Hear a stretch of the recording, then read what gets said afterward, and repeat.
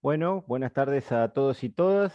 Sean todos muy bienvenidos a una nueva jornada, un nuevo webinar, este, auspiciado por el INTA y por el proyecto Fontagro Innovación e Intensificación para la Adaptación al Cambio Climático de la Ganadería Extensiva Familiar. Hoy los disertantes van a ser el médico veterinario Juan Ignacio Gazzotti y el ingeniero agrónomo Fernando Garavito. Juan Ignacio Gazzotti es el jefe de la Agencia de Extensión de San Martín de los Andes, y también fue anteriormente el jefe de la estación de la Agencia de Extensión de Picún, y Fernando Garavito es quien está a cargo de la Agencia de Extensión de Picún, Leufú, en la provincia del Neuquén. Bueno, los dos vienen haciendo un trabajo interesante con la intensificación de la ganadería en los valles irrigados, así que de hecho, por eso lo hemos convocado, y hoy nos van a dar una charla sobre el tema intensificación ganadera en los valles irrigados, estrategia para mejorar la oferta forrajera mediante la implantación de pasturas y su manejo en el Valle del Picún-Leufú.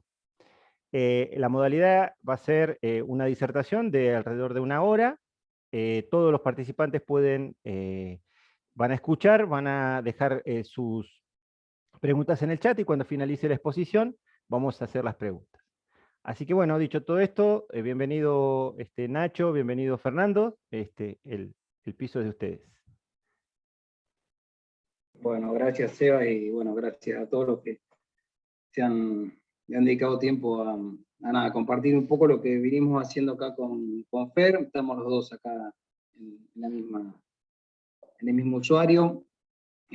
Así que bueno, nada, la idea es un poco presentar esto, un trabajo que ya tiene unos 4 años más o menos, y bueno, después se incorpora Fontagro al tema de esta proyección que veníamos haciendo de la agencia en el trabajo de pastura y intensificación forrajera, sobre todo en el valle. Así que bueno, la idea es compartir la presentación, y la parte inicial es más contextual y un poco de conceptos de lo que hemos venido trabajando, para por qué nosotros seleccionamos estas temáticas de abordaje de una institución del Estado, en el cual seleccionamos a partir de las proyecciones que se vienen dando en las líneas productivas de las familias de este valle que nos tocó laburar. Así que bueno, vamos a pasar a hacer una presentación inicial de mi parte, y bueno, a mitad de presentación vamos a continuar con Fernando, ya más para la parte agronómica más fina de la experiencia que hemos trabajado en conjunto varios años, así que bueno, también es un gusto el trabajo este. Así que bueno, nos vamos con esto. Ahora voy a correr esto acá. Es nuestra primera presentación así de esta forma, así que bueno, espero que tengan paciencia. Voy a sacar mi cámara porque me distraigo conmigo mismo. Así que bueno. Bueno, acá como dice el título que hemos seleccionado para la presentación, primero quiero saber si me escuchan bien, a ver si tengo una respuesta del público. Se escucha muy bien, Juan. Bueno, bárbaro. Nosotros elegimos este título porque, bueno, habla de estrategia de mejoras de la oferta forrajera. Si bien veníamos trabajando con cultivos, nuestro trabajo, y al ponerle este nombre a la presentación, tiene que ver con una decisión de tecnologías, pero que no hemos decidido solos como profesionales o nuestra experiencia, sino que hemos recorrido un camino con organizaciones, con productores, y hemos aprendido mucho de ello, y bueno, y este es un poco el resultado de lo que hemos aportado nosotros, el aporte de los pobladores, de los crianceros, y un poco cómo ellos han tomado esto también, ¿no? Acá hay mucho de ellos. Así que bueno, viene un poco de esto de estrategia, porque lo de la estrategia hay que ver un poco, uno toma una decisión de qué va a hacer en función de lo que tiene, del río que dispone, el tipo de suelo, el tipo de animal que seleccionó, de cuál es la historia de su familia en actividades productivas, y bueno, toda esa complejidad hacia a tomar una decisión de apropiar una tecnología. Si no, la tecnología pasa y uno siempre va viendo en función de lo que necesita y lo que le va resolviendo, ¿no? Entonces la idea de esto, en forrajes hay mucho, pero bueno, para este valle en particular, vamos a ver unas 2 o 3 experiencias en función tanto del análisis que veníamos haciendo nosotros para las dificultades que tiene la ganadería hoy, cómo se llegó a la ganadería de hoy en sí, cuál fue el proceso, y este valle que fue pensado con una matriz puramente forrajera, de nidificación de alfalfa en sus inicios y en la colonización, cómo esa actividad se ha ido postergando. Así que bueno, voy a pasar de pantalla. Y ahí pasó. Bueno, un poco la ubicación, creo que todos, si alguien no es neuquino, después lo vemos, pero es el departamento de Picún-Leufu, que está en la zona centro de Neuquén. Este valle, bueno, un poco con esta foto, la idea es ver la ubicación en función de una cuenca hídrica que hace que Picún-Leufu, como valle, esté irrigado por 2 cuencas. Una la del Limay, que irriga Picún-Leufu cabecera, y el cual dispone también de la irrigación del arroyo Picún-Leufu, que el arroyo nace en el Chachil, y de esta manera todo lo que ven ahí es donde está Paso Aguerre, más arriba Puente Picún-Leufu, y más abajo el Sauce, están irrigados por el arroyo, que depende básicamente de las nevadas del Chachil y de un poco de la humedad de las precipitaciones. Pero bueno, Picún-Leufu recibe los dos recursos, por eso van a ver que tiene otro potencial y desarrollo en la parte agropecuaria, ¿no? Y el acceso a recursos, básicamente el recurso hídrico. Acá están las cuencas graficadas, y bueno, los puntos rojos son nuestra selección de campos ganaderos de Fontagro, y los azules son hortícolas, pero pensado en una diversificación de la actividad ganadera con los recursos que tienen estas personas que, si bien son ganaderos, algunos están hasta mismo de utilización de recursos de secano, tienen parcelas en el valle que bueno, o producen forraje o hay otras alternativas muy fuertes de la producción hortícola en una integración de actividades. Bueno, un poco la trayectoria de los sistemas productivos. El valle tiene unidades pequeñas, estamos hablando de entre 5, 10, 15 hectáreas por productor, si bien hay otras, pero son las menores, que puede haber de 30, de 60 hectáreas por productor en la zona irrigada. Y es como vemos en el gráfico, en esta trayectoria de 1988, donde están los inicios, y anteriores también, pero mucho más localizado, donde se empieza a definir la matriz, ven que se empiezan a implantar este total de hectáreas, que tiene un pico en el 2002 de unas 1.400, o es un poco más, para ese momento. Pero bueno, ahí se ve cómo cada uno ya sea forraje perenne, que sería la alfalfa representada en la segunda columna, en ese conjunto columna, las forrajes anuales o cereales, que entre el maíz o el trigo en su momento, o ahora las avenas y cebadas, y también frutales y hortalizas, cómo fue siendo la trayectoria. Entonces, bueno, estamos viendo que hay unidades son diversificadas, ya sea para forraje, para producción de maíz, para el MIT y toda la trayectoria que trae este valle, y frutales que va tomando cuerpo el último periodo por la implantación más de nogales. Como esa curva va creciendo es por la implantación de explotaciones de nogales, ya sea de pequeñas y algunas de mayor dimensión, como puede ser Saturno, que entra en este caso, porque bueno, estamos hablando del departamento, ¿no? Y hortícola, que tuvo su gran explosión en un momento en todo el valle, pero bueno, después decayó muchísimo, y ahora tiene esas 4 y pico hectáreas que es la representación del 2018. Así que bueno, un poco fue en esta trayectoria, se fueron reemplazando las pasturas perennes por cultivos anuales y frutales, y eso tiene que ver un poco con lo que vamos a ver a continuación, con el acceso a los recursos de riego, sobre todo. Bueno, es muy interesante esta gráfica, porque vamos a ver cómo en el año 1998, que son las 2 primeras columnas, la celeste es las de hectáreas irrigadas, y la verde la cantidad de fardo por 100, para ese entonces se hacían 80.000 fardos en Picún-Leufu, cabecera, como después vemos que ahí aparece una línea celeste y marcan más o menos el año que se puso en funcionamiento la Picacita, que fue ese sistema complementario a Picún, porque antes se regaba del arroyo Picún-Leufu, a través de tomas que hacía la gente y la administraba con los vecinos. Después, bueno, pasó la gran obra que viene del río Limay, accede a mucho más recurso hídrico, se ve el impacto en los fardos, ya pasamos arriba de 110.000 fardos, y a partir de ahí se empieza un proceso de colonización del valle que empezó a incrementar en hectáreas regables.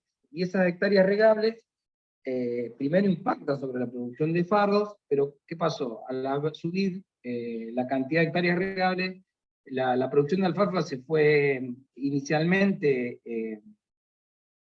tuvo un impacto negativo. ¿Por qué? Porque la misma cantidad de agua se tenía que distribuir en el doble de pasturas. Entonces, bueno, eso, ahí hay unos datos de que cuando inicia la picacita estaba en 2 cortes Picún, después pasó a 3 cortes más, con mayores productividades, y después ya se pasó a 4 cortes, pero a partir de ahí empezó a ir para atrás, tanto en cantidad de fardo como en calidad, ¿no?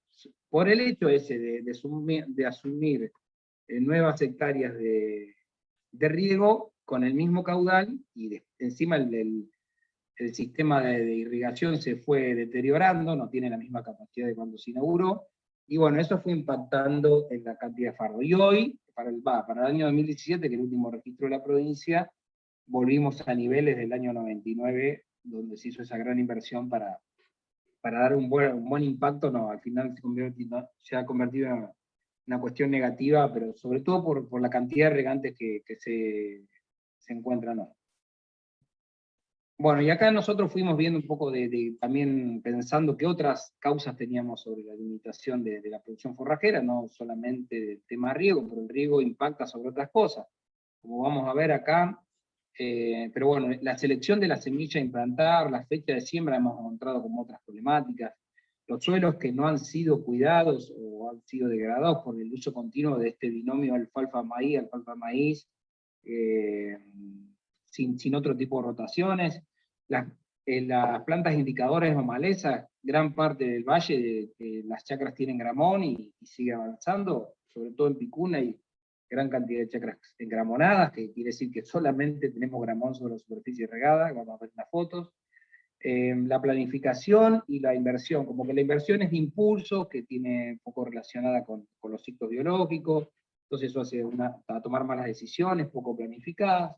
El acompañamiento técnico no ha sido siempre continuo, hay baches, hay el Estado, por ejemplo, que hacía asesoramiento técnico, no ha estado todo el tiempo presente. Pérdida de las redes socioorganizativas y sociotécnicas, las organizaciones son las mismas que han traccionado la picacita, esa gran obra que fue el resultado de una lucha acá del pueblo. Las AFR no son lo mismo que eran antes, han perdido muchos socios, entonces han perdido capacidad de obtener respuesta del Estado y de sus demandas. Es en un conjunto de, nosotros las denominamos limitantes abordables, como que nosotros si ponemos en acción recursos y ideas y estrategias las podríamos revertir. Y tenemos otro conjunto, ahí van a ver a la derecha, de estas las que serían como causas invariantes, como que tienen una trayectoria pero son muy difíciles de procesar. Una, el riego, viene muy complicado en caudales, en la organización del riego hace muchos años, y es una constante, ¿no? Después el cambio climático, que vamos a ver unos números de acá de Picún, de variaciones de temperatura, cómo ha impactado sobre el caudal del arroyo, y bueno, básicamente eso. Después tenemos el recambio generacional, quiere decir que hay chacras que no hay quien continúe después que entran en edad los que eran los responsables. Diferentes ciclos de vida, que nada, estamos viendo que están llegando estos nuevos cambios sujetos agrarios, están llegando gente que viene jubilada, entonces las energías no son las mismas, estamos en otra etapa del ciclo de vida, no estamos así como para hacer una chacra de cero, ¿no? Bajar médanos, estamos en otra situación. Y la mecanización, que viene siendo también un problema que va hacia la negativa, porque cada vez se pierden más prestadores de servicios por esto mismo, de sostener equipos con estos niveles de productividad. Así que bueno, este es un poco el diagnóstico nuestro para el tema forrajero. El riego y el clima en Picún. Bueno, acá van a ver 3 localidades, ¿no? Picún-Leufú, a la izquierda, ¿no? El Sauce pasó a ver. Picún-Leufú, 2 fuentes de irrigación, el arroyo y Limay. Esa es la distribución de agua que tiene Picún, casi año redondo, solamente los meses invernales porque se usa para limpiar los canales de la picacita. Y fíjense, en azul más fuerte es cuando hay disponibilidad de agua regular, uno podría regar cada 15 días y cualquier cultivo se podría adaptar. Entonces, más o menos está resuelta la situación, pero igual, como le decía recién, no está teniendo un impacto muy positivo esta forma de riego. Después el sauce, que es el lugar más crítico que tenemos en riego dentro del valle, que tiene riego actualmente de agosto a diciembre. Este año fue un año poco particular, no, muy particular en realidad, porque tuvimos agua casi todo el año, pero generalmente de los meses de enero a julio, o puede ser que aparezca en junio el agua en el arroyo, solamente tiene esa posibilidad de riego, de agosto a diciembre, dificilísimo. Y que antiguamente tenía agua a año redondo, porque las pasturas se implantaban en otoño. Entonces, a partir de dos sequías muy fuertes, una del año 98 y 99 y otra del 2005-2011, el arroyo descontinuó su recurso que corría por el arroyo y bueno, y se fue determinando este nuevo esquema, que quitó posibilidades de cultivo a esta zona. Paso Aguerre, tiene un mes o 2 meses más de riego sobre el mismo recurso del arroyo, porque bueno, tiene una tecnología hoy que le permite, cuando ya el arroyo empieza a disminuir, todavía puede seguir regando porque capta el arroyo de alguna manera. Bueno, y ahí abajo una foto de cómo se hacen las tomas en el arroyo Piculeufú, esto es un factor de la Ferrer del Sauce. Bueno, esto para que ustedes se imaginen en cómo uno accede al riego para hacer una planificación de cultivos, y cómo ha sido antes de lo que le quería comentar. Bueno, acá un poco de lo que es lluvia, en sí no ha cambiado mucho en la cantidad caída, sí ha cambiado en los meses. Antes eran otoños lluviosos, más homogénea la distribución, y hoy se puede ubicar. Este año creo que en enero, febrero cayó una lluvia muy fuerte que hizo abastecer el arroyo todo el año, y ya, ahora el otoño vino picoteando de a poco algunos milímetros, pero no llega a eso que estamos ahí en Piculeufú, y Villa Puente, que es sobre la ruta 40, tiene otro régimen mayor, pero bueno, tiene otra altura, así que dificultades climáticas también las tiene.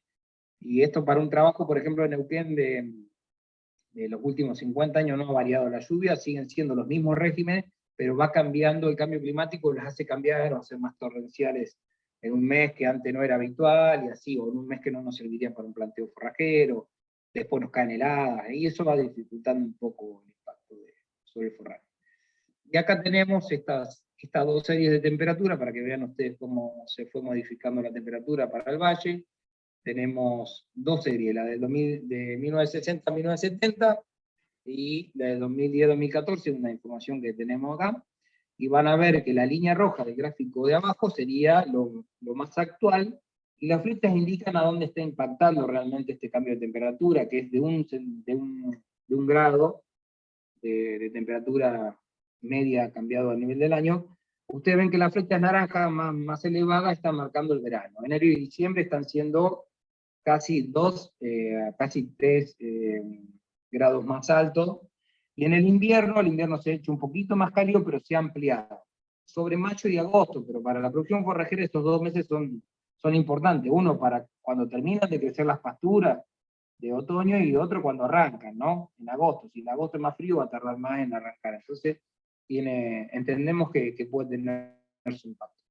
Bueno, ahora la idea es contar un poco qué pasó con la ganadería también a través del tiempo en este valle, así que le vamos a mostrar un gráfico.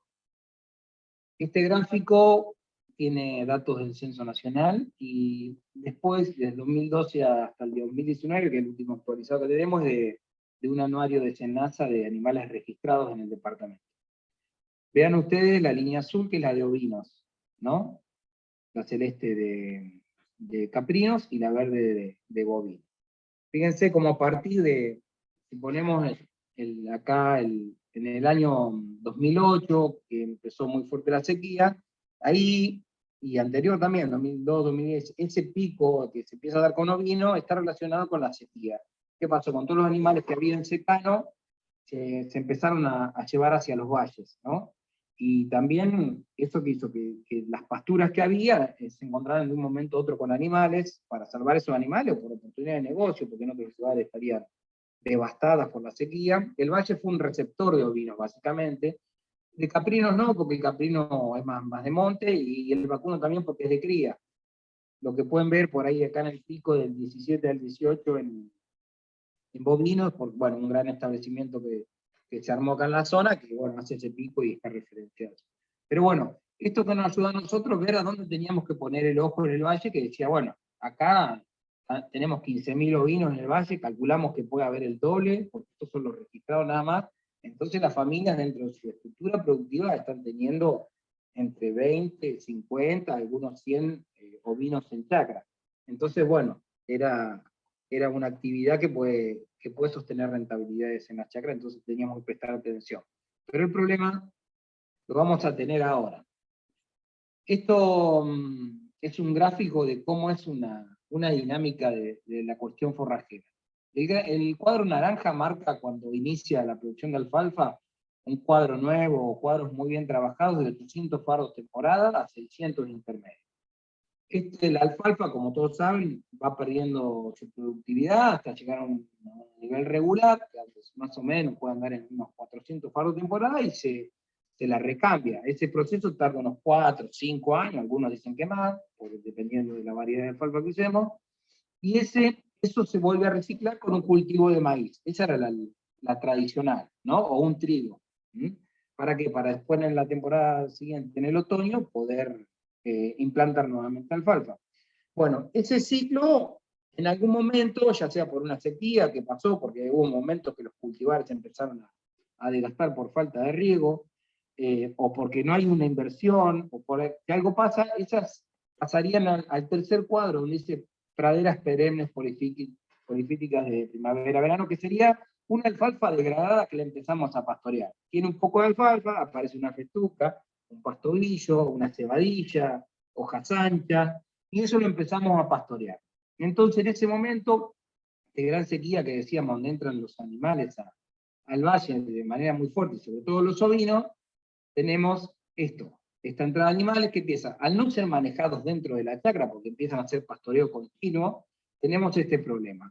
Se nos pasó de tener una pastura de alfalfa a convertirla en un gramonal, porque eso que vemos ahí es gramón, y el otro la alfalfa inglesa, y otra gente lo llama de diferente manera, que son, una no la consumen los animales, y la otra sería ya el estado donde no manejamos nada de la ganadería y convertimos una chacra en esto, que tiene muy baja productividad, poca calidad y muy estacional. Y eso hace que si nosotros seguimos en esta línea de no manejar nada, vamos perdiendo receptividad. ¿Qué quiere decir? Que cada vez podemos tener menos animales en buenas condiciones, por lo menos que se reproduzcan, que sería lo último que dejaría de ser animal, dentro de estas chacras. Entonces nuestra propuesta en este tiempo, un poco analizando esto, como otro de los puntos, es revertir eso del gramonal, volver a poner las chacras en producción en función de verdeos de invierno, porque el gramón es un gran limitante para los cultivos. Ya está en una matriz muy densa, entonces tenemos que ir a contraestación del gramo. Entonces pensamos en verdeos de invierno como una alternativa, y praderas perennes polifíticas bien trabajadas donde puedan hacerle competencia al gramón, como por ejemplo la festuca, que al gramón lo va desplazando de alguna manera por su follaje y su tampa, y bueno, y después otras variedades, otras especies que van a ir ganando también en esta estructura. Pero bueno, este es un poco lo que nosotros estábamos proponiendo para esta dinámica que se da de pérdida forrajera, de entrada de animales. Así que bueno, este fue un poco el análisis que hicimos para hacer estos trabajos que siguen. Acá les mostramos una chacra, el mismo lugar en 3 situaciones diferentes. Arriba, a la izquierda, ahí ven la chacra, engramonada, en plena temporada de crecimiento de pasto. Esto debe ser más bien tirando al principio de la primavera, porque bueno, todavía no se ve muy verde el canal, que está más cercano, y vemos el olmo ahí que está en un bordo. La segunda foto a la derecha vemos la misma chacra usando recursos hídricos de manera extraordinaria. Esta chacra está toda inundada, para un esquema de la foto de abajo, tener animales que el mismo espacio. Si miran al fondo de esta foto, ahí al lado de la bolsa hay una compuerta que en la foto de arriba se ve claramente del olmo a la izquierda. Entonces vemos a estos animales, un esquema ganadero sobre una chacra que fue altamente productora de alfalfa, en este esquema ya de final, ¿no? De alguna manera, de mantener 30 animales en 18 hectáreas que tiene esta chacra ahí sobre la... Así que, bueno, y 3 caballos, así que podríamos sumarle eso, pero bueno, imagínense la receptividad que tiene este ambiente. Y es año redondo, ¿no? Todo se comunica con todo.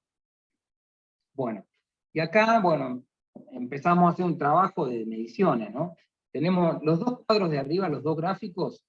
El gráfico de la izquierda, acá donde tengo el cursor, ese es el que representa la alfalfa degradada. Cómo es su crecimiento, tiene en verano su pico por la alfalfa, después las otras especies que producen, y bueno, eso es un esquema que nosotros podríamos manejar, o por lo menos prevenir de no pasar a un gramonal, ¿no? Entonces, con ese recurso podríamos trabajar. Ahí ustedes ven una curva verde, acá. Esa curva es son los requerimientos que tendría una majada ovina. Acá no estaba en relación a la cuantificación, es para que ustedes vean a dónde está el pico de requerimiento, la parte más de menor requerimiento, que serían sobre el verano, cuando ya... Esto es para ovinos, perdón. Esto es una curva de requerimientos para ovino con servicio en abril, donde ven que el animal inicialmente va con muy poco requerimiento, que empieza a subir en el último tercio. Acá tenemos la aparición y inicio de la lactancia, destete, y el final del animal seco, que ya está esperando para el próximo servicio de abril. Entonces vean cómo la curva está un poco a contramarcha de lo que nosotros necesitamos. Y si miran a la derecha, tenemos dos columnas verdes. Nosotros hicimos una medición de gramón, ¿no? Bueno, dijimos, bueno, ¿qué está dando una chacra de gramón? ¿Podemos sostener animales con gramón? Bueno, nosotros esto lo hicimos haciendo un cerramiento y midiendo el momento que lo podíamos haber pastoreado. Son 2 acumulados. Nos da un montón de material, pero el material de abril era incomible, porque ya con la primera helada no se puede comer más de gramón, y el otro, ¿qué pasa? Es muy estacional. Entonces, si yo tengo una chacra engramonada, tengo solo este recurso. Después empiezan a comer hoja de álamo y tiran muy malas condiciones su periodo fisiológico de mayor requerimiento. Entonces, bueno, empezamos a ver esta necesidad de pensar en este bache que tenemos en el invierno para poder tener una actividad ganadera competitiva, que dé recursos, de buena cantidad de animales por hectárea, y bueno, ese fue un poco el contexto donde generamos nuestro trabajo. Y en ese bache que tenemos de invierno, generalmente a las malas planificaciones las pagamos con dinero. Entonces, ¿qué pasa? Acá ustedes ven, si yo tuviera que suplementar un animal en invierno, cuando no tengo nada en la chacra, acá abajo ven una majada de ovinos cara negra, en pleno invierno deben estar todas las hembras preñadas, y miren a dónde están. Pero si yo tengo que suplementar ese bache para que esta oveja me dé un cordero pesado y que lo pueda destetar rápido y tener buena leche y la ubre, tengo que gastar bastantes recursos. Si yo planifico, meto una pastura perenne, segundo relón, o un cultivo invernal, fíjense lo que yo reduzco en kilo de materia seca, del valor de kilo de materia seca. Entonces puedo planificar una actividad con menores costos y al final, cuando yo hago mi balance económico, me va a dar resultados. Entonces, puedo subir claramente la cantidad de animales por hectárea, pero trabajando con pastoreos directos, ¿no? Esa es un poco la idea de este trabajo. Y como para finalizar mi parte, nuestro trabajo lo hicimos con 3 nodos de participación, que llamamos para Fontagro, el grupo Paso Guerra, un grupo vinero que venimos trabajando hace varios años, que tenemos muy buena relación y hemos trabajado bastante con ellos, que ellos nos dirigieron mucho esta experiencia, porque acá hay tractoristas, hay gente que produce alfalfa hace muchos años y nos fueron aportando muchísimo. La FR Limay, una organización de productores de sauce, de la comuna del sauce, que tiene mucha iniciativa para el trabajo de innovación. Y después, por último, el espacio interinstitucional de Fontagro que armamos para acá, para Picunleufu, que había gente de la provincia, y de la tecnicatura que se hizo de gestión agropecuaria para esta zona, que acompañaron todo el proceso. Todos esos datos que ustedes ven que vamos a ir presentando, lo hicimos con ellos, así que fue también un proceso de aprendizaje para varios actores el trabajo este. Así que bueno, como para finalizar, ¿qué oportunidades veíamos nosotros en todo este contexto que lo planteamos muy negativo? Bueno, pero nosotros la veíamos que podíamos aportar. Entonces, una era diversificar las bases forrajeras, otra, esto de hacer más eficiente el uso del agua de riego, ver cuándo teníamos posibilidad de qué pastura se adaptaba a ese tipo de riego. Otra era el de intensificar las chacras, cuando uno pensando en que va a aumentar la cantidad de disponibilidad de forraje, hay que intensificar el uso de ese forraje para que no se nos ponga malo, porque tenemos picos para generar un número más sobre hectárea.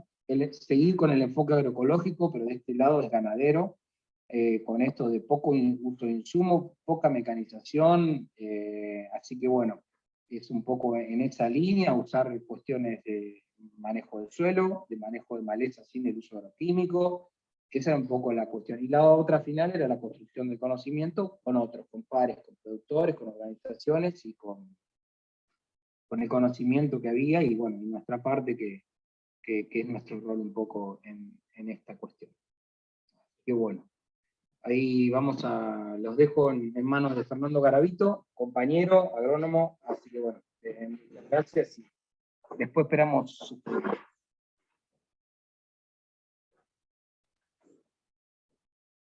Bueno, buenas tardes. Voy a preguntar lo mismo que Nacho hace un ratito, si se está escuchando bien, si venimos más o menos en línea con lo que se viene hablando. Se escucha bien, Fernando, sin problema. Bueno, buenas tardes, digo, mi nombre es Fernando Garavito, soy técnico de acá de la agencia de extensión de acá de Picún Leufu, un poco para aportar en esta presentación que armamos con Nacho. Bueno, ya habrán visto todo el diagnóstico que se estuvo trabajando, creo que Nacho puso bien en claro la situación de base con la que se arrancaron esto lo que es el proyecto Fontagro, las propuestas que hemos trabajado a nivel territorial con la gente, con los grupos. Bueno, básicamente creo que está claro, o sea, los grandes problemas que veníamos un poco diagnosticando son esos baches forrajeros de invierno, esos baches que caen justo en el momento de más requerimiento de nuestras madres, que estamos ahí en el último tercio, en el momento de lactación. Entonces, bueno, un poco nos fuimos poniendo en línea con otro. Ahora se van a venir algunos datos que por ahí van a ser un poco medio densos, son más o menos dos años y medio de laburo con este proyecto y de levantar datos y bueno, de ir siguiendo algunas cosas. Nosotros propusimos que bueno, para poder pegar ese salto de estado, o poder ir empezando a cambiar ese esquema que nos llevaba directamente a los gramonales, que bueno, cuando Nacho habla de gramón, a que no digo si hay alguna pregunta después con respecto a eso, se refiere a la gramilla, ¿no? El sinodón, se está refiriendo a eso, ¿no? A lo mejor acá la conocemos mejor con gramilla. Para que no lleguemos a esos estratos de pasturas muy degradadas, ya básicamente sin producción de calidad, estuvimos viendo y decir, bueno, ¿qué le podemos proponer a los productores? ¿Qué vemos que puede llegar a funcionar en la zona, en función de los recursos que tenemos? Y dijimos, bueno, necesitamos sí o sí una base forrajera perenne, sí o sí alguna base que nos permita ser el estado donde nosotros vamos a decidir, vamos a tomar decisiones en función de las disponibilidades de ese forraje permanente que tenemos. Dentro de esas bases forrajeras perennes, hay bases forrajeras que tienen mayor productividad en época de primavera-verano, otras que se mueve un poco la productividad hacia el otoño, invierno y primavera. Hay varias herramientas que teníamos a mano y dijimos, bueno, vamos a empezar a probar algo, ¿no? Y además de esa base forrajera, que era la que básicamente nos da un poco digamos, la línea basal de manejo que vamos a tener, necesitábamos algunas herramientas que estratégicamente nos sirvan para cubrir algunos baches que por ahí, en función de las distintas cargas que tenían los productores o distintas disponibilidades de bases forrajeras perennes, sabíamos que nos iba a faltar, digamos, a lo largo del año para cubrir los baches, ¿no? Y en ese caso dijimos, bueno, empezamos a probar con pasturas anuales estivales, o sea que de ciclo octubre-marzo, octubre-febrero, pasturas invernales de ciclo marzo-enero, marzo-diciembre, ¿no es cierto? Y mezclas de ellas, utilizamos avena, cereales para el invierno, utilizamos avena, trigo, cebada, centeno, siempre asociada con alguna leguminosa. Nosotros empezamos a utilizar la vicia, con el proyecto empezamos a incorporarla el forraje de vicia, que no era muy conocido. Hoy ya, digamos, todas las organizaciones tienen cierta demanda de ese tipo de pastura para la época de siembra. Y bueno, y algunas especies estivales como el sorgo, el maíz, fuimos haciendo algunos ensayos y midiendo también cómo se comportaban acá en la localidad. Bueno, cuando uno plantea qué base forrajera perenne podemos pensar para la zona, y cómo implantarlas, y si se puede o no validar la tecnología con productores, pensamos en especies de gramíneas, en conjunto con especies leguminosas, pensamos en festucas, en cebadillas, son pastos que habitualmente uno recorre las chacras y siempre están, entran en las asociaciones distintas de distintos estados, de otras praderas, con distintos manejos. Uno ve que siempre tenemos en todas las chacras cebadillas, festucas, en alfalfas degradadas. Entonces dijimos, bueno, busquemos especies y hagamos algunas mezclas, ¿no? Y propusimos mezclas con justamente festuca, con cebadilla, buscamos pastobillo, pensamos también en las leguminosas, tréboles rojos, blancos, en otras leguminosas para la zona del Valle del Picún. Lo más conocido sobre los cultivos perennes digamos, en la zona es la alfalfa, pero que tiene un uso básicamente para la producción de fardo, ¿no? Nadie casi pastorea la alfalfa, por supuesto, por una cuestión de no poner en riesgo, digamos, el tema de los animales en entrar al uso cuando está en rebrote la alfalfa, ¿no? Pero acá lo que se conocían principalmente era eso, era la alfalfa como una permanente y más que nada monofítica, o sea, una sola especie, y en algunas ocasiones asociada con avena, con alguna anual, principalmente para protección en los momentos de siembra y eso, ¿no? Bueno, es ahí explicamos un poquito que también hemos hecho algunas perennes en la zona del Valle del Arroyo, en Paso Aguerre, por ejemplo, en la zona del Sauce, con otro tipo de especies, ahora las voy a mencionar, y con otro tipo de cantidades también. Ahí, por ejemplo, estas son las mezclas que propusimos para empezar a probar y validar en distintos lugares, ¿no? Ahí hay una mezcla que usamos para la zona acá del campo demostrador de acá de Picún Eufú, y otras que pensamos más para chacras del Valle del Arroyo, que disponen, como decía Nacho, agua de agosto-noviembre, agosto-diciembre. Y nada, las nuestras, de acá de la zona de Picún, dijimos, bueno, si tenemos buena disponibilidad de riego, o regular, podemos jugarnos en hacer una base de más equitativa en gramíneas y algún trébol, pero bueno, ya pensando en la zona de riega exclusivamente con el arroyo Picún Eufú, hay un fuerte componente en festuca, por ejemplo, y ahí le sigue un poco pastobillo, cebadilla, y como leguminosa los melilotus. También usamos otras leguminosas, usamos también el lotus, en algunos resultados no los tenemos ahora, pero de variables. Y bueno, y esas mezclas en esas proporciones y con esas cantidades más o menos. Esto es para mostrar un poco los resultados. Esto lo fuimos midiendo con el nodo de acá de Picún, con los chicos de la Tecnicatura. Fuimos haciendo cortes mensuales, porque la idea era, bueno, ir midiendo cómo se comporta una pradera permanente a lo largo de un año, o de un ciclo completo, en cuanto al crecimiento y la acumulación de materia seca, ¿no? de los kilos que produce. Entonces hicimos unas cancelas, después vamos a ver algunas fotitos, pero hicimos cancelas que nos permitan, digamos, evitar el pastoreo y dejar acumular ese material, y mensualmente íbamos con los chicos, hacíamos un corte, veníamos a la agencia, materia seca, secado y estimación de la disponibilidad. Y con eso fuimos construyendo y con los chicos, más o menos cómo se mueve una pradera permanente a lo largo del año, ¿no? Y vemos que bueno, estuvimos copiando una curva parecida a la mayoría de las que se miden en otros lugares, pero bueno, hay un fuerte crecimiento primavera-estival, ¿no es cierto? En primavera principalmente, y después un crecimiento otoñal. Después está el bache de invierno, ¿no? De esto no nos escapamos, no se escapa de una pradera permanente del bache de invierno. Bien. Y acá básicamente es, un poco este gráfico va a mostrar qué apropiación se logró de la herramienta de la pradera permanente y del uso estratégico también de la pradera permanente por parte de los productores, ¿sí? Del productor en realidad, el campo demostrador que tenemos acá en Piculufo. Lo que van a ver las barritas son básicamente momentos donde nosotros medimos un cierto acumulado, ¿no? Y acá tenemos, por ejemplo, lo que hoy mostró Nacho, la barrita verde son los acumulados de gramón o gramilla, que tiene que ver con los momentos que el productor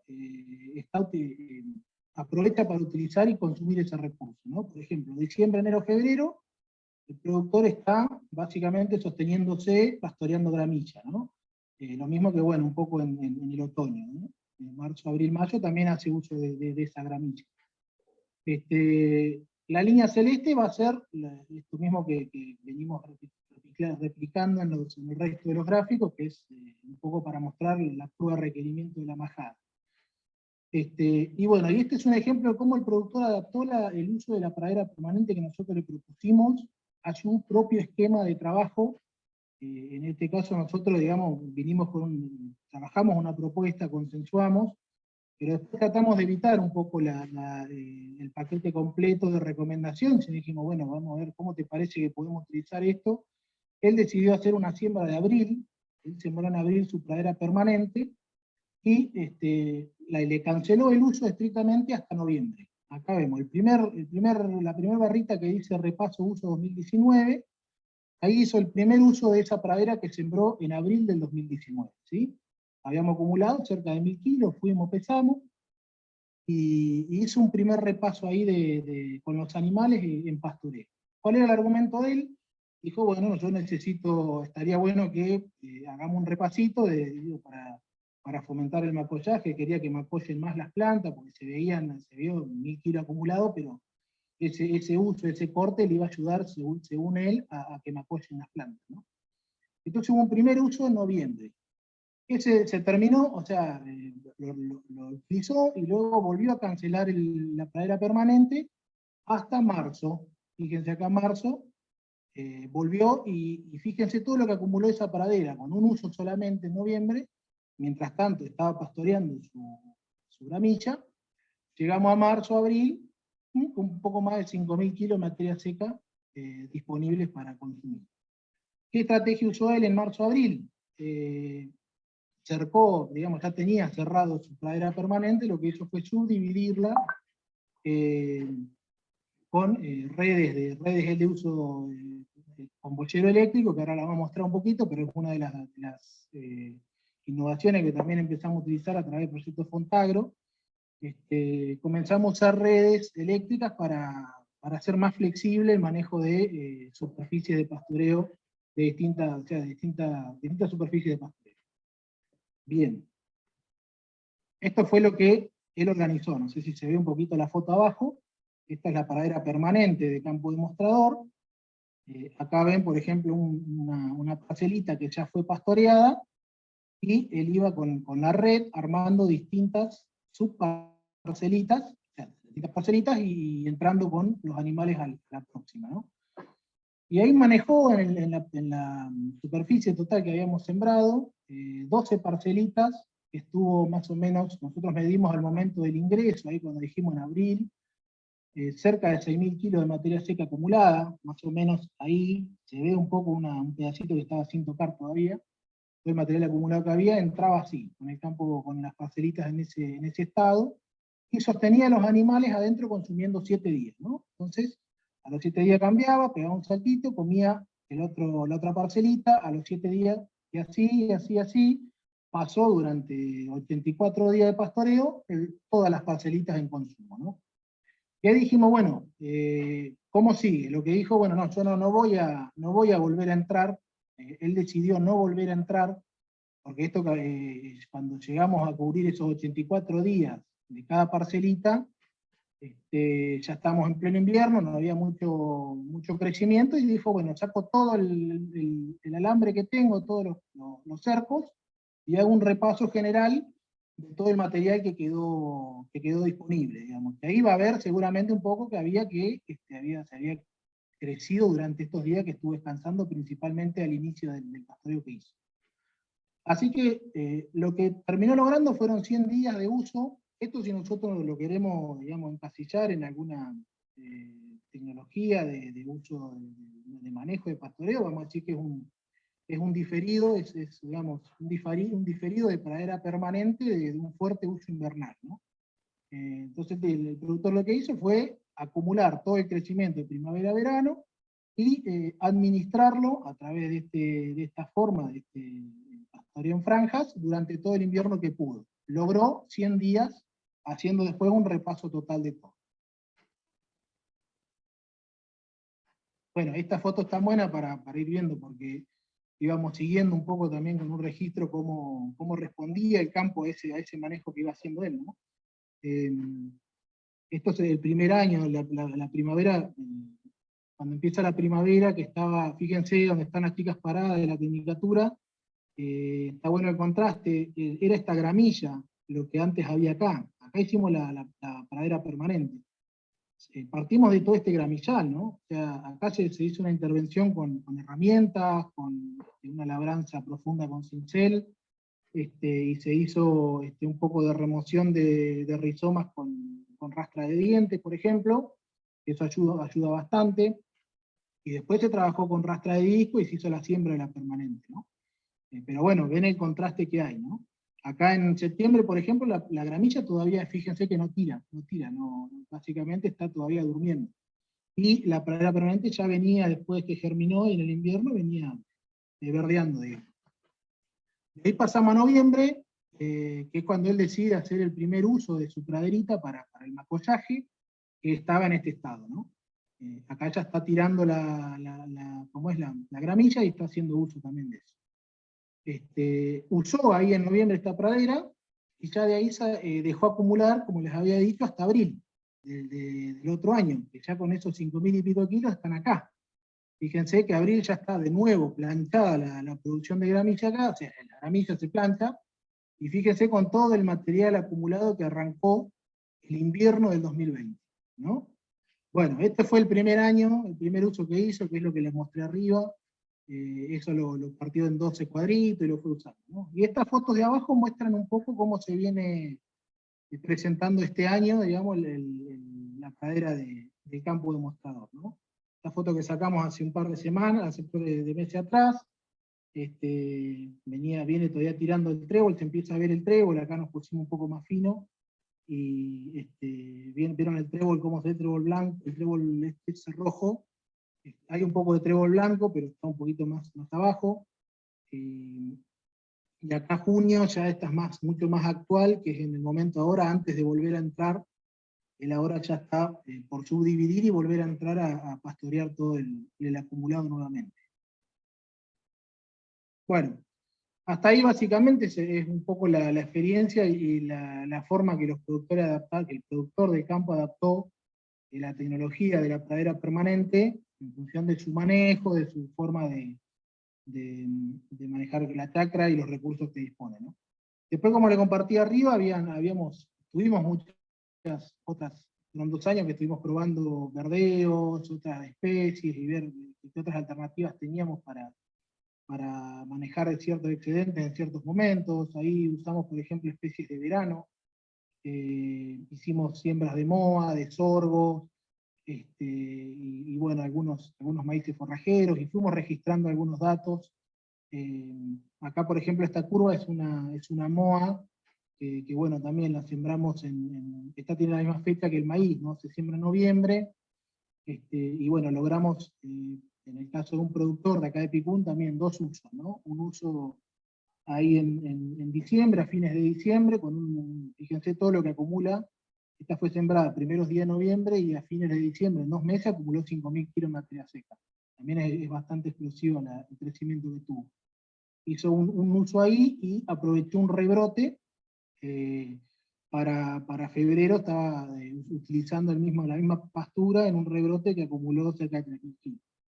No, esto es un ejemplo también que fuimos por ahí dentro de todas estas herramientas que íbamos probando, y dijimos, bueno, veamos en verano qué podemos, qué alternativa puede haber para generar volumen también. No termina siendo una herramienta que después vaya sensiblemente a atacar el problema del bache de invierno, porque este tipo de pasturas, lo ideal es aprovecharlo en verde, en pastureo en el momento que está disponible. Si uno lo traslada o lo transfiere a invierno, tiene que ser en pie, como diferido, pierde mucha calidad, o debe ser ya como grano, para lo cual ya hay que incorporar una mano de obra como es maquinaria para la cosecha y eso, para poder pasarlo al invierno, ¿no? O sea que es más complicada esta herramienta del verdeo de verano. Nosotros, si bien la probamos y validamos un poco los resultados, no terminó siendo una alternativa para el productor y transferencia de forraje hacia el invierno. Bueno, acá un poco para mostrar qué resultados tuvimos probando algunas mezclas de forrajes de invierno. Estos sí son anuales de invierno, son las vicias que le comentábamos. Hicimos dos pequeños ensayos, uno con el campo demostrador en marzo del 2018, y otro en otro campo acá en Picún, también en la misma fecha, no en la misma fecha, pero el mismo mes, al año siguiente, ¿no? Y probamos dos variedades de vicia, la vicia sativa y la vicia villosa, ¿no? Lo que por ahí vimos que para la misma época de siembra, las mezclas que usábamos con vicia sativa disparaban un crecimiento bastante rápido en invierno, aprovechaban bastante el calorcito que quedaba del otoño, y acumuló por lo menos esta cerca de 2.000 kilos de materia seca, ya en mayo-junio teníamos disponible eso para pastorear. En cambio la vicia villosa no presentó un crecimiento inicial en otoño, pero disparó un crecimiento muy, muy explosivo en la primavera, ¿no? En primavera disparó y se fue incluso, acumuló más material que la vicia sativa, ¿no? En mezcla con otra gramínea. Bueno, eso un poco son los mismos ensayos que hicimos llevando los números un poco a cantidad de raciones, ¿no? Porque yo te digo, bueno, esta herramienta si funciona tenemos que ver qué cantidad de pastos son para los animales, cuánto aguantarían consumiendo una superficie determinada. Y bueno, para el caso de la primer vicia, que es la sativa, que disparó antes el crecimiento, ahí pudimos ver un corte, hacerlo en otoño, ¿no es cierto?, que en el momento de los animales estarían en el momento de servicio, con 2.000 kilos de materia seca más o menos. Ese es el primer uso. Después fíjense que pasaron 5 meses, pasamos a octubre recién, y decidimos hacer el segundo uso, el segundo corte nosotros en medición, y acumuló básicamente lo mismo, ¿no? Esta es la vicia sativa. Que en el momento de los animales, del plano nutricional, estaban en primavera, en el momento de parición, ¿no? Y bueno, ya el último corte, un tercer corte, un segundo rebrote sería el tercer corte, en el momento de lactancia, donde más cantidad de forraje acumuló, cantidad de materia seca. Y la otra, la vicia villosa, que nosotros dijimos, bueno, esta es más explosiva. Fíjense que llegamos a 3 cortes, a 3 aprovechamientos. La verdad que creció mucho material, pero casi todo pegado ahí, ¿no? 10, 11 y 12, octubre, noviembre y diciembre pegado. Todo este crecimiento lo tenemos en muy poco tiempo, ¿no? Y hubo un corte anterior que fue en julio. Bien, en agosto, ¿no? Bueno, acá un poco para mostrar cómo hacíamos el trabajo del corte, y después, bueno, ese material que nosotros lográbamos acumular en la cancelita. Estas eran cancelas que hacíamos con redes de estas de peligro, de contención, que bueno, la habíamos visto publicada como que se podían manejar los corderos, pero bueno, en el momento que la tuvimos pastoreo, la verdad que fue un problemón, porque las madres no respetaban, la apretaban y en algún momento se caían, así que se rompían, había que estar todo el tiempo levantándolas, y bueno, la verdad que la hicimos, costó trabajo por ahí mantener esa cancelita, ¿no? Ahí abajo vemos la agresividad, ¿no?, de la vicia. Digamos, la vicia vieron que tiene zarcillos, es una especie que se va enredando en el cultivo acompañante, que en este caso era la cebada, ¿no? Y ahí fíjense que también a la misma red se enreda toda, la hace caer también. Y bueno, otra cosa que notamos muy interesante es este acolchado que va dejando. Nosotros, si bien hicimos los usos y los cortes periódicos, les contaba que hicimos 3 cortes de vicia en el caso del campo demostrador, que es el productor no decidió pastorear ni cortar. Él dijo, no, yo necesito cubrir el suelo para que no me gane la gramilla cuando empieza a querer crecer en el verano, digamos. Entonces, en la primavera avanzada, ¿no? Entonces él decidió dejar todo el material que iba acumulándose, que se muera y se genere un colchón. Así, fíjense ahí, la cantidad de material que queda pegado en el suelo. Eso nosotros movimos un poquito ahí, nada, ahí sí habían algunos estolones de gramilla, estaban todos muy blancos, como muy debilitados, y de hecho él utilizó la herramienta del verdeo de invierno acá, para control de gramilla y para pastoreo, ¿no? Después lo terminó pastoreando, ya pasado un determinado tiempo, lo terminó utilizando con animales y las redes también. Bueno, y acá no, es lo mismo, es el momento que medíamos las disponibilidades, que nosotros decimos, bueno, cada medición que hicimos era una oportunidad de uso, ¿no? La vicia sativa del campo demostrador era celestita, y la villosa que medimos en otro lado, en otra chacra muy cercana a esa, es la azul, ¿no? Y acá muestra un poquito, ¿no?, el momento donde nosotros hacíamos el corte y lo que había acumulado. Además de la línea de requerimiento para poder, digamos, que quede ahí contrastado con la posibilidad de uso del forraje, ¿no? Eso es lo más interesante. Bueno, esto es para comentar, también lo hicimos con el nodo de acá interinstitucional de Picún. Esto es el grupo también de chicos de la Tecnicatura, nos dio una mano en una propuesta que hicimos de servicio de contrastación. Ya como habían cambiado los esquemas de disponibilidad del productor, él dijo, bueno, yo quiero probar hacer una contrastación en el servicio, y bueno, nosotros dijimos, bueno, armamos un protocolo con suplementación, como en realidad están un poco diseñados esos protocolos, y empezamos el proceso. Lo interesante de acá es ver nada más esto, no nada más, pero por lo menos ver este dato, ¿no? El inicio del protocolo de servicio de contrastación. Arrancaron las ovejas en una condición corporal de 2,25, o sea, piensen que estas ovejas están saliendo, habían sido destetadas ahí hace un tiempito, y venían de pastorear la vicia esa que habíamos visto arriba, y ese acumulado de manera en franjas también. O sea, nada, él mantuvo un plano nutricional que le permitió entrar a un servicio de contrastación, si hubiese querido así, con una condición de 2,25, y bueno, después lo que muestran las curvas en realidad es el plan nutricional para distintas fechas, ¿no? Pero esto ya está bajo protocolo de alimentación con suplementos, así que no habría que pensar que esto es exclusivamente dependiente del forraje de la vicia. Bueno, eso un poquito para, la foto muestra ahí las dos vicias, ¿no? La sativa y la villosa en pastoreo. Vimos que, por ejemplo, vicia villosa era mucho más invasiva, ocupaba muy rápidamente, en poco tiempo ocupaba rápidamente el suelo, y sativa se quedaba ahí, esta villosa a la izquierda y esta sativa a la derecha, ¿no?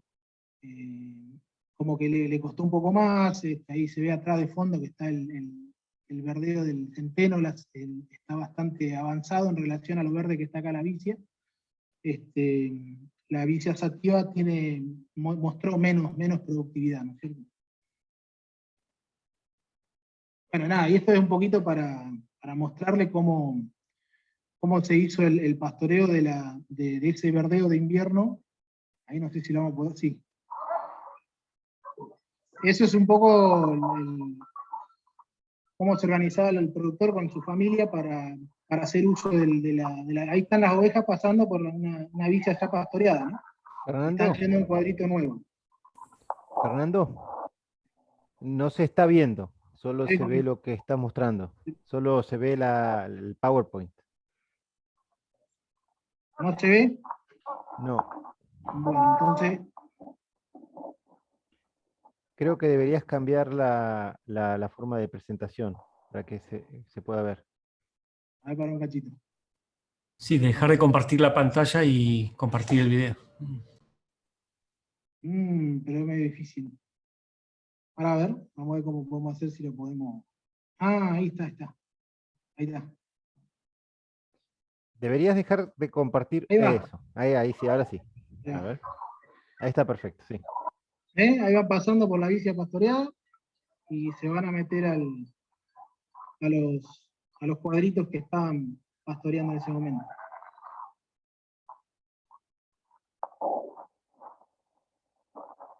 Las redes, esas redes son, ¿no es cierto?, se enganchan al bochero eléctrico.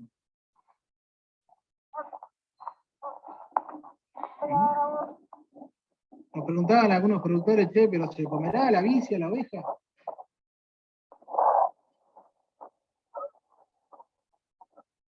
¿Eh? Bien. Bueno, eso. Esperen que voy a ver dónde. Ahí voy a volver a cambiar. Acá. Bueno, ¿se vio más o menos? Sí, sí, se vio bien. Bueno. Bueno, eso que vimos fue acá ¿cómo es el campo de demostrador de acá de Picún Leufú? Nada, acá queríamos mostrar un poquito cómo se pudo trabajar esta herramienta del verdeo de invierno en otra zona, en la zona más de valle de arroyo, que tienen ellos el riego de agosto-diciembre. También volvimos a hacer una gráfica con el requerimiento de la majada y mostramos cómo respondió una vicia con avena sembrada. Esto es en el sauce, ¿no? Fíjense que acá la estrategia que utilizó el productor fue distinta. Acá tuvimos dos momentos de acumulado, que son en la primavera, después en noviembre, y después lo último que quedó ahí saliendo ya en verano, ¿no? Entonces, en el primer momento, el productor decidió pastorearla, y esto fue un pastoreo directo, hasta que vio que se terminó, y después dejó un rebrote que le vino y le acumuló en 2 meses cerca de 3.500 kilos de materia seca. Este dato lo tenemos porque después decidió enfardar, sí lo enfardó este material para pasarlo después al bate de invierno, y quedó un rastrojo, un remanente que tuvo un crecimiento ahí final de verano, que lo terminó usando en enero. Nuevamente, más o menos una disponibilidad parecida a la que había iniciado al principio. O sea que la vicia con avena en el valle del arroyo Picún, logramos hacer tres usos, uno de primavera, cuando están los requerimientos altos, un uso para enfardado en verano, y un último uso como de rastrojo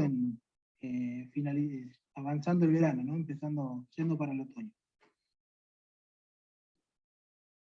Y bueno, un poco para ir cerrando la presentación también, con algunos datos que queríamos compartir de los costos que tiene la incorporación de la tecnología. Si hoy esto tiene valores actualizados, nosotros hicimos alguna medición de, bueno, qué gasto hubo de herramientas. Se usó cincel, se usó rastra de disco, se puso el valor de la semilla y fertilizante actualizado. Tratamos de evitar el uso de fertilizante por ahí, cuando el suelo está dentro de todo bien. Nosotros arrancábamos con praderas que venían engramonadas, que nada, mostraban muy poco fósforo, por ejemplo, cantidad de fósforo. Entonces habíamos decidido en su momento, al momento de la primera siembra, hacer una aplicación de fosfato diamónico para poder disparar un poco la implantación de esa pradera. Pero después, en el uso, la idea es que el mismo reciclado que genera el animal en consumo estratégico, en consumo racional, nos permita mantener un nivel de fósforo que nos permite, que favorezca la sustentabilidad de eso, ¿no? Más o menos andan 26.000 pesos hoy, 26.800, una hectárea de avena vicia. Esto es para avena vicia, con más o menos 26, sí, ese es el valor. Después una pradera permanente que tiene un componente un poco más alto de costo de semilla, pero con las mismas herramientas y con el mismo fertilizante, en 33.000 pesos más o menos. Lo que hay que pensar es que la diferencia es que la pradera permanente, si bien es un poco más alto este valor, se amortiza en muchos años más, dependiendo del manejo. La idea es que supere por lo menos los 5 o 6 años. En cuanto al verdeo, los verdeos son anuales, ¿no? Este gasto de 26.000 pesos si uno decide usarlo como herramienta, digamos, todos los años, tiene que incurrir en este costo anualmente, digamos. Bueno, esto ya para cerrar, no sé cómo, que no haya sido muy pesada la presentación, pero bueno, para ir cerrando, nosotros pusimos ahí, consensuamos algunas conclusiones que pudimos ponernos de acuerdo en estos 2 o 3 años de trabajo conjunto, con los campos demostradores, acá con el equipo técnico. Podemos decir que bueno, se pudo validar por lo menos las tecnologías como proceso que propusimos. Tuvimos una buena aceptación por parte de los productores, y haberlo hecho en conjunto con ellos, también, digamos, como que dejábamos a la interpretación de los productores que la tecnología funcionaba, generaba una diferencia y resolvía el problema del bache o parte. Se suman herramientas para la resiliencia, ¿no es cierto? O sea, lograr un cultivo adaptado que consuma el agua en agosto, julio, agosto, septiembre, que es cuando disponemos en el arroyo. Eso nos brinda más herramientas para ser más resilientes frente al cambio climático. Otra conclusión es que bueno, hubo una apropiación local y readaptación continua. Esto para nosotros fue fundamental. Nosotros, ya les digo, no pensábamos llegar al productor con todo un paquete de herramientas a respetar de inicio a fin en lo que consideramos técnicamente, sino que acá está la herramienta, veamos cómo funciona, a ver usted cómo puede incorporarla en su sistema y se le resuelve algo. Así que fue de esa manera la que un poco laburamos y fuimos divulgando esa información. La integración con otros sistemas hortícolas ganaderos, también no lo mencionamos arriba, pero un productor, por ejemplo, en el sauce, hizo una rotación, también es una vicia que terminó de pastorear, y después, dentro de ese rastrojo que quedó, directamente hizo un planteo hortícola, un resultado bastante interesante, también compartido con Contagro, que da un mejor uso de los recursos hídricos, por lo que venía mencionando, de la disponibilidad de agua que hay más pegado al invierno y a la primavera temprana. Se mejora la disponibilidad anual de los recursos forrajeros, esto es un poco lo que venimos midiendo todo el tiempo, lograr un plano más o menos estable y sostenible de disponibilidad de pasto. Con la intensificación de la actividad se puede lograr mayor carga por hectárea, bajar los insumos de suplementación invernal de uso corriente y mejorar la condición de la majada, ¿no? Es otra conclusión importante que llegamos, ¿no? Logramos, bueno, que las propuestas se genere un mejor reciclado de nutrientes, un mejoramiento de los suelos y de la diversidad. Se logró un manejo agroecológico para la recuperación de superficie en gramonal o gramilla. O sea, esto es, nosotros cada tanto siempre, gran parte de las consultas que tenemos en la agencia es de chacras que están totalmente engramilladas, y qué hacemos con esto, ¿no? ¿Qué propuesta hay? No quiero usar mucho agroquímico, quiero ver qué alternativa tengo para poder ir saliendo de la gramilla y dándole un uso más económico, más rentable a la tierra. Y bueno, una de las cosas que también, para no decir que estamos todos, digamos, todo de colores, pensamos que la planificación es una tarea intrapredial, difícil de establecer y bueno, postergada en cada ciclo, ¿no? Nosotros con el proyecto hemos logrado todas estas cosas, validar tecnologías, generar propuestas que la gente considera viables, pero no podemos dejar de pensar de que todas las herramientas tienen que de alguna manera entrar en un proceso de planificación de uso de la tierra, de los recursos, que lo va a hacer a la larga sustentable, ¿no? Una tecnología por sí sola no sirve, tenemos que tenerla dentro de un esquema y de un contexto de planificación que nos permita ir avanzando a lo largo del tiempo y sosteniendo los niveles de ingresos y bueno, y los resultados económicos. Así que, bueno, hasta ahí estaríamos, ¿no? Cerrando ahí la presentación.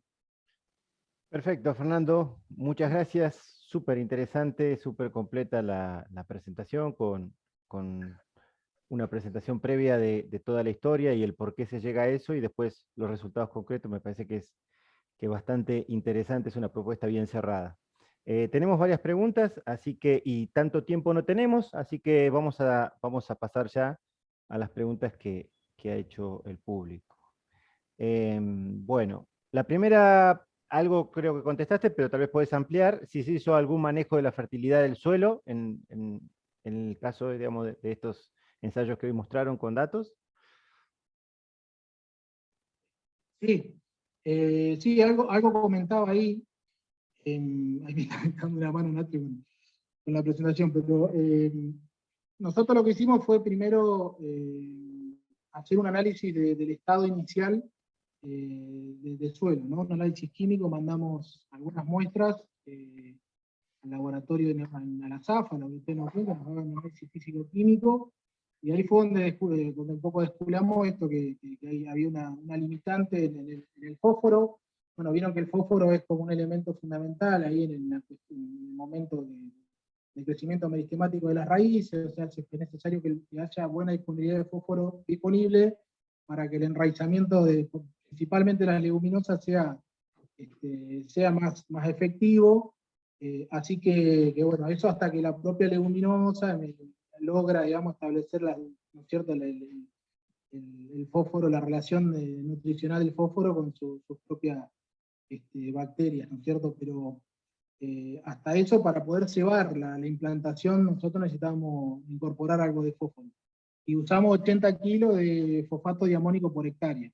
La idea es una sola vez, como dije, al inicio de en el momento de la siembra, junto con la semilla, y bueno, eso se tapa y cuando después se empieza a usar planificadamente, con manejo de rotación, y todo ese tipo de uso, la idea es que el propio ciclo de nutrientes vaya garantizando la disponibilidad de recursos. Perfecto, bueno, muchas gracias. La pregunta la había hecho Rodrigo y dice que es muy, muy interesante la experiencia. La otra pregunta la hice yo, también me pareció muy interesante la experiencia, y me adelanté un poquito porque algo lo dijiste, cuál era el costo estimado de implantación de una pastura perenne, en este caso con vicia.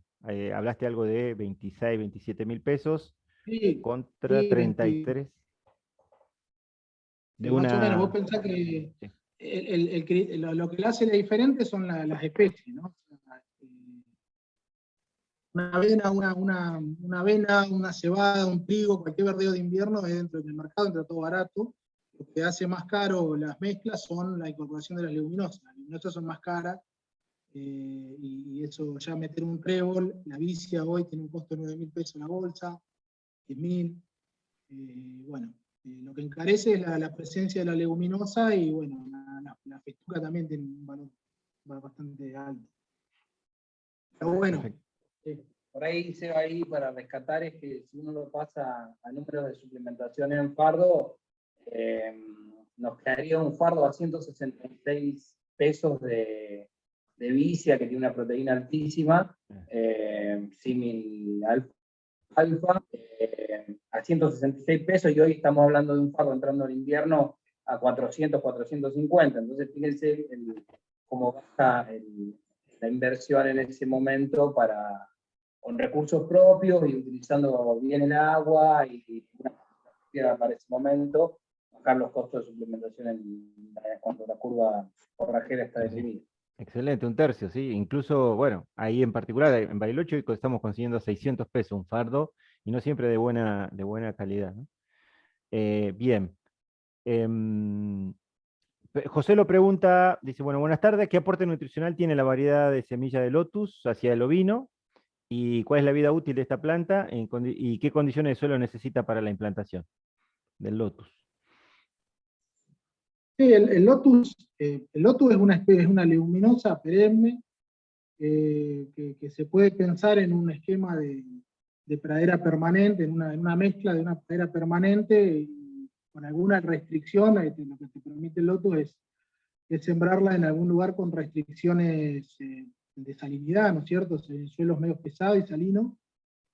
Por ahí nosotros las mezclas que habíamos diseñado en su momento era Melilotus, pero el Lotus también lo que tiene es un hábito de crecimiento más postrado, te permite tal vez una mayor intensidad de uso. No está muy probado, nosotros no hemos probado Lotus específicamente, pero bueno, en digamos, la idea es también conocer las forrajeras y ver qué herramienta nos puede dar para determinadas situaciones, ¿no? Acá, por ejemplo, en suelos salinos, pesados, y bueno, en un esquema con, por ejemplo, agropiro o festuca, puede llegar a funcionar como una pradera permanente, ¿no? Y después, bueno, como toda leguminosa, el principal aporte que tiene es proteico, nutricional, y bueno, también necesario, por supuesto, para cubrir los requerimientos que tengan principalmente digamos, de crecimiento, de desarrollo animal, ¿no es cierto?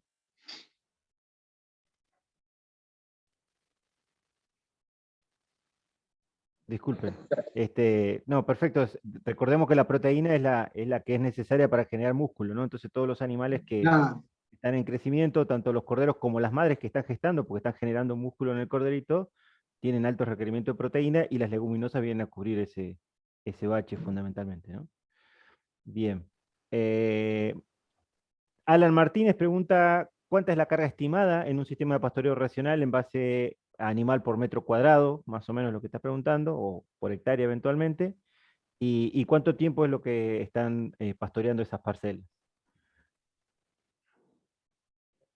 Ahí, como para responder ahí, hay que, bueno, primero tendríamos que saber qué productividad tiene nuestra pastura y después la estacionalidad que tendría el animal en esa parcela, ¿no?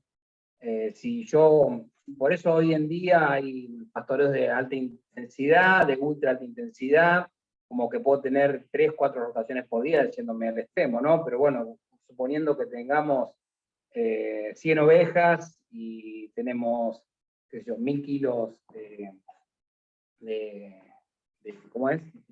De materia seca en ese lote, bueno, nosotros podríamos ajustar muchísimo el sistema. Hoy va ahora a sacar la cuenta, pero digo, con esa cantidad, por ejemplo, podríamos estar usando 10 metros cuadrados con 100 ovejas para levantar eso. Pero bueno, eso depende también, hay que medir cuánto tenemos, cómo son nuestras instalaciones, el volumen de animales que tenemos y ahí hacer ese juego.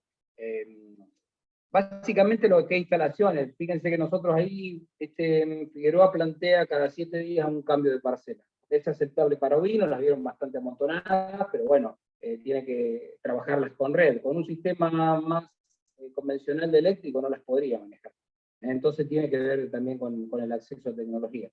Y ahí también empieza a jugar eso, ¿no? El aporte de mano de obra. Esto requiere cambios diarios, que requieren cierre nocturno, generalmente no vino, por lo menos para el planteo acá nuestro. Entonces, bueno, la respuesta tiene un montón de factores a resolver, porque uno, el sistema que quiero implementar, como la intensidad que le quiero dar, otro, cómo yo como mano de obra quiero trabajar, y otra, la tecnología que puedo disponer de eso.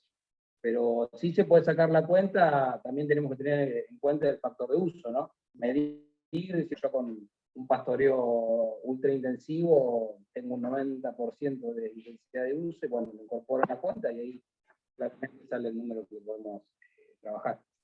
por ahí para sumar ahí a lo que menciona la consulta que hizo Alan, puede ser. Nada, acá por ejemplo, el seguimiento de la pradera permanente nuestra que tuvimos, dijimos, bueno, son cerca de 6.000 kilos de materia seca anual que logramos con esa pradera permanente, ¿no? Eso habría que llevarlo a esa disponibilidad, a una carga, digamos, en función del requerimiento, y ajustar cuál va a ser la carga que nos permita a nosotros consumir esos 5.000 y pico de kilos con algún factor de uso, y recién ahí podemos hablar, bueno, cuál va a ser esa carga, ¿no? El tema es que, bueno, por más ajuste de carga que tengamos, si nosotros no tenemos posibilidad de transferir, digamos, el pasto o alguna herramienta que haga que ese excedente de primavera a verano lo podamos meter en el invierno cuando nos falta, no nos sirve mucho el esquema de una carga fija durante el año que pueda soportar esa pastura, ¿no? Tenemos que tener también la herramienta para poder transferir ese pasto, sea fardo, sea diferido, sea como sea, hacia el invierno. Un poquito más hacia esa Ahí, pregunta que es interesante, ¿no? Generalmente los pastoreos rotativos se toman también los tiempos de crecimiento de las pasturas. Entonces yo, a su vez de saber cuántos animales meto, tengo que ajustar la carga en función de eso, ¿no? Si yo tengo para meter 100 animales y en mi vuelta de, qué sé yo, tener 60 parcelas, tengo que tener en cuenta mi crecimiento, ¿no? Entonces ahí va jugando un poco en eso. Son varios factores que hacen a determinar la carga, porque yo tengo que dejar un descanso, que es el tiempo de descanso, para entrar en un momento óptimo. Si tengo muchos animales, puedo entrar antes y perjudico mi pastura. Si me vengo con pocos animales, llego tarde y se me pasa. Así que, pero bueno, es interesante la pregunta. sí, en una cuenta muy rápida, saqué yo así, estás hablando de 6, yo creo que incluso hasta 9.000 kilos de materia seca contienen en la sumatoria en algún caso. Eso significa una oveja promedio en su año completo, digamos, por supuesto que con todas estas cuestiones que ustedes vienen comentando, hay momentos que necesita más, otros que necesita menos, pero el consumo total de una oveja en promedio en el año debe andar en cerca de 500 kilos, depende del peso, pero son 500 kilos de materia seca por año. Entonces, con esa disponibilidad que están hablando, seguramente que 15 ovejas que pueden gestar, esa oveja al consumir esos 500 kilos hizo todo el ciclo, ¿no? Parió, me dejó un cordero y se mantuvo. Entonces, por lo menos 15 ovejas que yo podría mantener, pero por supuesto que eso, hoy comparándolo con lo que decía Nacho al inicio, que habían 18 o 30 ovejas en 18 hectáreas, esto es muy importante, muy interesante, ¿no? Sí, Desde nosotros ese punto de no vista. quisimos decir de entrada, son 15 ovejas, porque también, o sea, vimos que depende estrictamente del manejo de esos recursos, ¿viste? Porque para nosotros decir 15 ovejas por hectárea hoy es un montón en relación está bien, con algunas herramientas como los berreos, como la permanente, pero si no tenemos ajustado de nuevo un plan, o sea, si no, ¿por qué? Porque ese pasto, si en invierno si lo aprovechamos diferido, bajamos el estándar nutricional de ese campo y tal vez no llegamos a esos 500 kilos.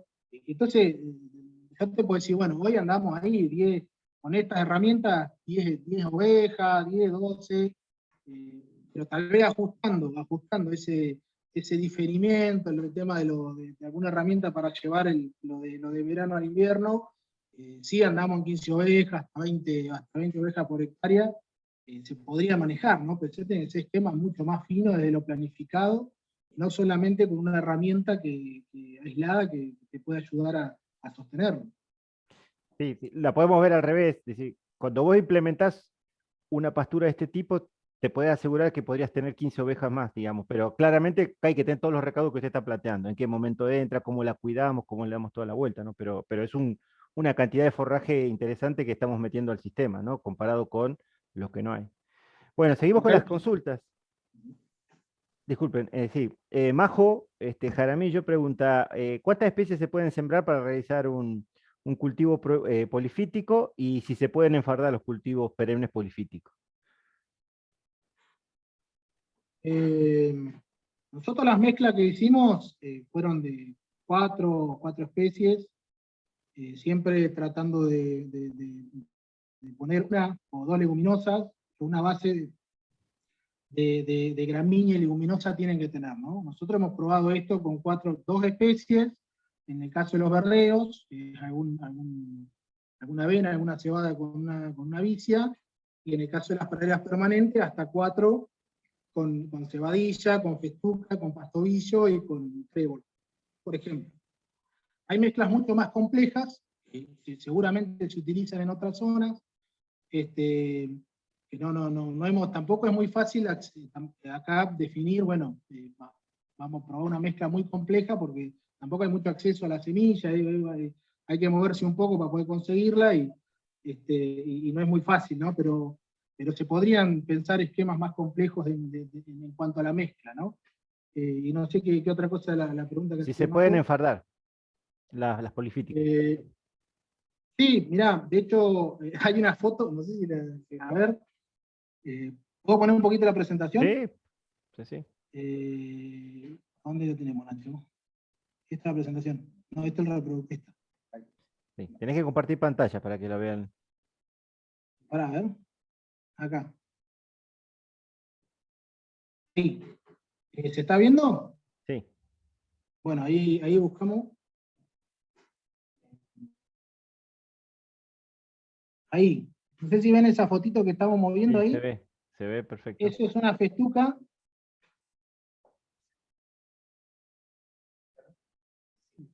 Eso es una. Escucha, se fue. Ahí viene, ¿eh?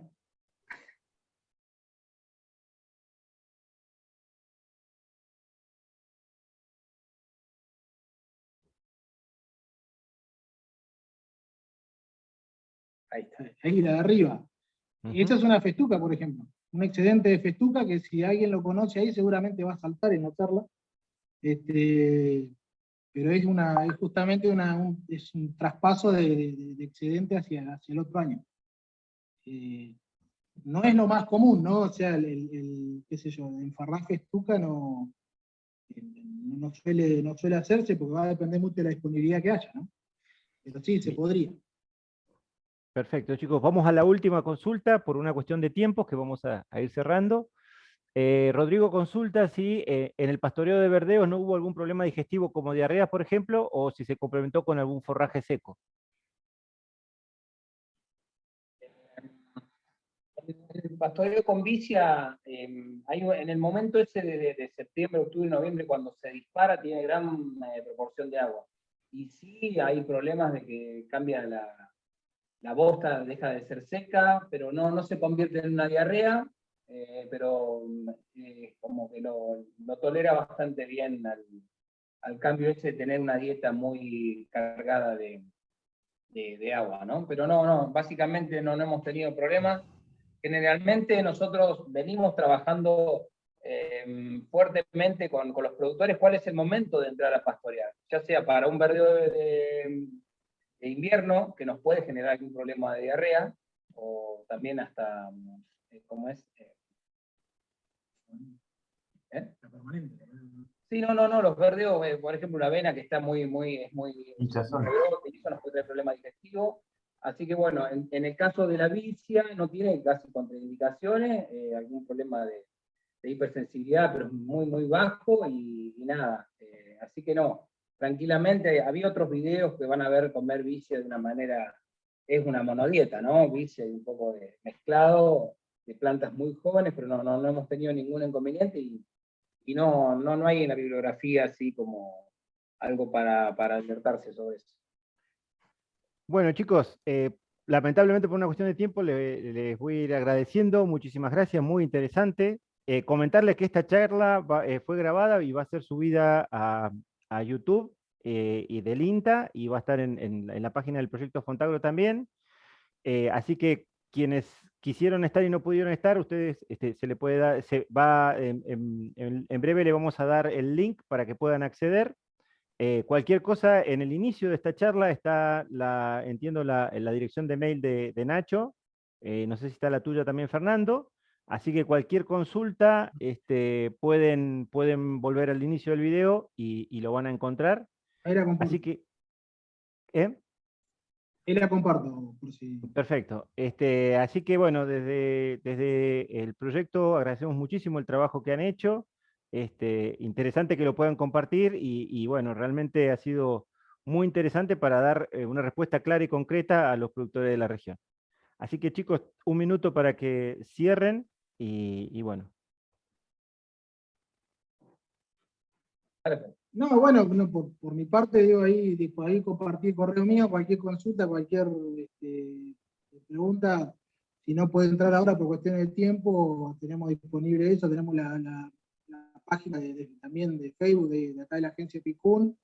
Ya les digo, se pasaron muchas cosas, fueron 2 o 3 años de laburo con bastante información para dar vuelta y bueno, nos agarra en un momento justo que, digamos, estamos medio en otras cosas también metidos, entonces como que de pronto había más cosas para compartir que si es necesario también la ponemos a disposición. Pero bueno, en otro espacio puede ser. Bueno, yo por mi parte, bueno, agradecer a los que estuvieron acá hoy, se tomaron el tiempo, y bueno, lo mismo que Fer, este es un trabajo de un tiempo largo, por eso nos pusimos la pila de tomar datos, porque bueno, nosotros los extensionistas, ¿viste? Por ahí tenemos esa debilidad, hemos escrito alguna cartilla sobre Vicia que está disponible también, y bueno, tenemos mucho para... Nosotros pensamos que es mucho, ¿no? Porque son varios años de trabajo, y de intercambio de experiencia y de aprender mucho, así que podemos ahí compartir con los mails y bueno, agradecido también con el proyecto que nos bancó también las iniciativas, ¿no? Y por ahí para finalizar, esto que no comentamos, pero por ejemplo el tema Vicia como innovación para nosotros fue el punto más fuerte de todo esto.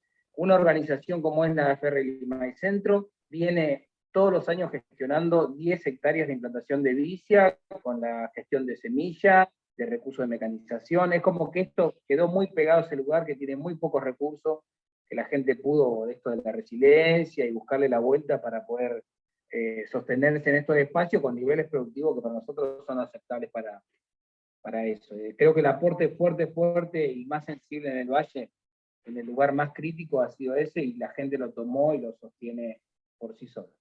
Así que bueno, creo que para rescatar eso. Así que eso está disponible como información y se pone a ir a visitar las experiencias. Perfecto, Gracias, excelente. Eva. No se vio el mail, pero de Fernando es garavito.fernando@inta.gov.ar.